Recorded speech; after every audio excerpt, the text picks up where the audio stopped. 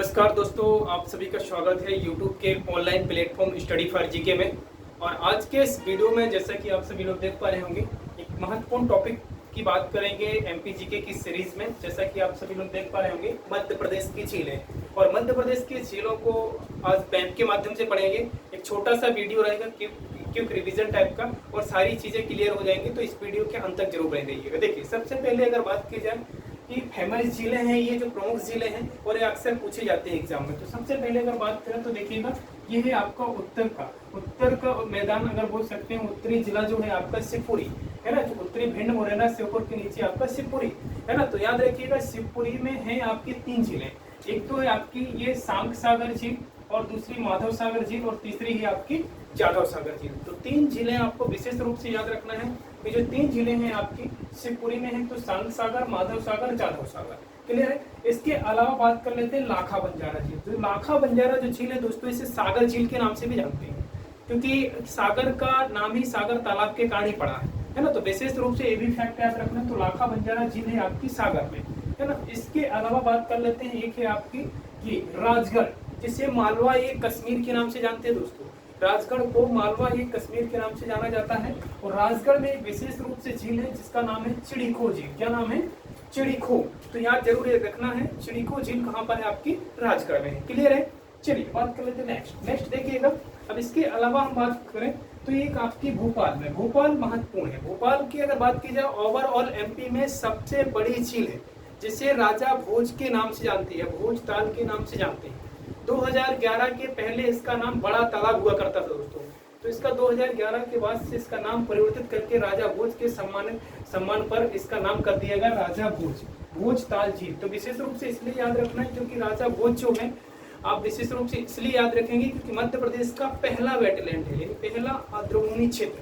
यानी पहला जो आर्द्रभूमि क्षेत्र कौन सा है दोस्तों? मध्य प्रदेश में स्थित भोज ताल है, यानी भोज वेटलैंड मध्य प्रदेश में है। 2011 में इसको क्या किया गया था? 2002 में इसे रामसर स्थल का दर्जा दिया गया था दोस्तों। कब दिया गया था? वर्ष 2002 में इसे रामसर स्थल का दर्जा दिया गया था। कौन सा? भोपाल में स्थित भोज ताल झील। तो रामसर स्थल में शामिल एकमात्र झील जो कि भोज ताल झील, जहाँ कहाँ पर है दोस्तों? याद रखेंगे, भोज वेटलैंड के नाम से जाना जाता है। वर्ष 2002 में रामसर की अगर बात की जाए तो दोस्तों आप याद रखिए, थोड़ा जिक्र कर लेते हैं रामसर के बारे में। रामसर एक सम्मेलन है जो ग्लोबल लेवल में आयोजित किया गया था, पूरे विश्व लेवल में आयोजित हुआ था ईरान के रामसर नामक स्थान पर। कहाँ पर हुआ था? ईरान के रामसर नामक स्थान पर एक सम्मेलन हुआ था। ये सम्मेलन किस लिए आयोजित हुआ था? मुद्दा ये था कि जैव विविधता को सुरक्षा प्रदान करने के लिए, जीवों को सुरक्षा प्रदान करने के लिए सम्मेलन आयोजित किया गया था। कब हुआ था? तो ये भी आप जरूर याद रखिए, 1971 में। 1971 में ये समझौता हुआ था, लेकिन ये लागू कब हुआ था? ये भी आपसे पूछा जाता है 1975 में। लेकिन ये भारत इसका सदस्य कब बना था? तो ये भी जरूर याद रखिए। और ये बना था भारत 1982 में इसका सदस्य बना। दो तीन फैक्ट है यहाँ से, तो क्लियर करके रखिएगा। एक तो 1971 में ये समझौता हुआ था ईरान के रामसर में। कौन सा? आर्द्रभूमि दिवस भी 2 फरवरी को मनाते हैं दोस्तों, तो ये भी जरूर याद रखिएगा। तो 1971 में समझौता हुआ, 1975 में ये पूरे वर्ल्ड में लागू हुआ। इसके अलावा भारत इसका सदस्य कब बना? 1982 में।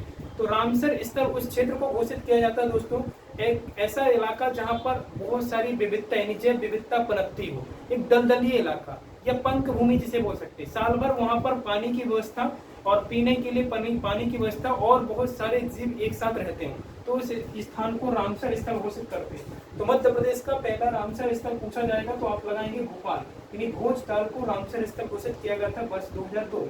क्लियर है। अब आप चलते हैं, बात यहाँ पर करते हैं इंदौर की। तो इंदौर, हाँ जी हाँ, मध्य प्रदेश की आर्थिक राजधानी कहा जाने वाला शहर इंदौर, जिसे मिनी मुंबई के नाम से जानते हैं। क्लियर। तो भोपाल, अगर इंदौर की बात की जाए तो देखिएगा, इंदौर में है 2 झीलें। एक तो सिरपुर तालाब। अब विशेष रूप से इसलिए इसको याद रखना है क्योंकि सिरपुर जो तालाब है दोस्तों, ये रामसर स्थल के लिए प्रस्तावित है। ये जो सिरपुर तालाब है, आपसे पूछ लिया गया एग्जाम में कि जो सिरपुर तालाब है, एक दूसरा प्रस्तावित कौन सा है आपका वेटलैंड? तो याद रखिएगा, मध्य प्रदेश का सिरपुर तालाब जो कि इंदौर जिले में स्थित है ना। तो ये फैक्ट जरूर याद रखिएगा। इसके अलावा वहीं पर है आपका इंदौर में यशवंत सागर झील। जी हाँ, यशवंत सागर जो झील है, ये इंदौर के पानी की सप्लाई की पूर्ति करता है। तो ये भी बहुत बड़ा झील है, बहुत बड़ा तालाब बोल सकते हैं, यशवंत सागर जो कि इंदौर में है। इसके अलावा यहाँ पर है आपका धार। कौन सा जिला आता है दोस्तों? धार। धार में अगर बात की जाए तो धार में 2 झीलें एक विशिष्ट रूप से याद रखना है। एक तो आपकी मुंज सागर झील, दूसरी कपूर सागर झील।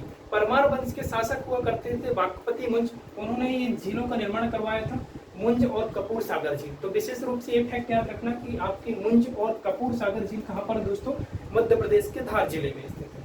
इसके अलावा हमने आपके राजगढ़ की तो बात कर ही लिया। राजगढ़ में आपकी कौन सी? चिड़को झील। तो चिड़को झील कहाँ पर है दोस्तों? याद रखिएगा आपकी राजगढ़ में। तो ये जो फैक्ट है दोस्तों याद रखिएगा, ये आने वाले हैं और पूछे जाते हैं प्रमुख झीलों में। तो आपसे ये भी पूछ लिया जाए कि तालाबों का शहर किसे बोलते हैं? तो बामन ताल का शहर बोलते हैं आपको जबलपुर को। किसको बोलते हैं? जबलपुर। जबलपुर को बामन ताल का शहर बोलते हैं। और झीलों की नगरी किसे बोलते हैं? तो ये भी फैक्ट याद रखिएगा, मध्य प्रदेश की राजधानी कहा जाने वाला शहर इंदौर, सॉरी भोपाल। भोपाल जो है मध्य प्रदेश का झीलों का शहर है।